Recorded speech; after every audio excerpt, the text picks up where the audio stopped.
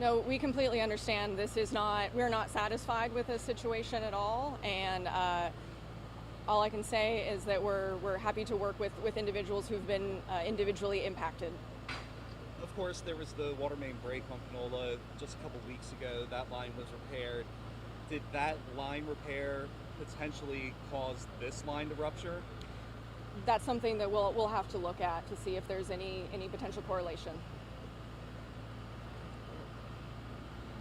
Is the sewage and water board planning on paying for the damage to the cars and the We have a claims process that individual customers can go through to evaluate those on an individual basis. Has the Sewage and Water Board taken care of the damage from the previous water main break on Panola Street? I can't speak to individual claims through this process. At this point, is there any timeline on, I mean, we see crews actively working on the site behind us. Is there any timeline on when that repair might happen and how soon the street could reopen?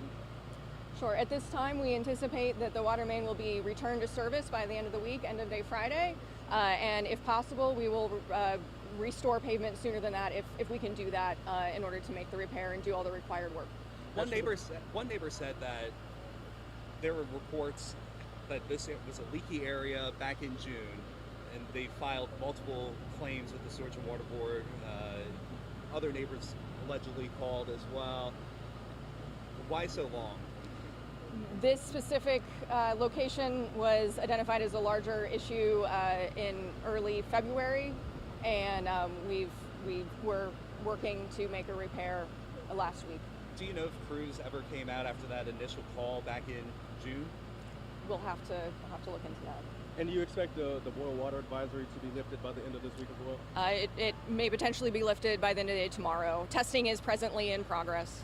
Okay.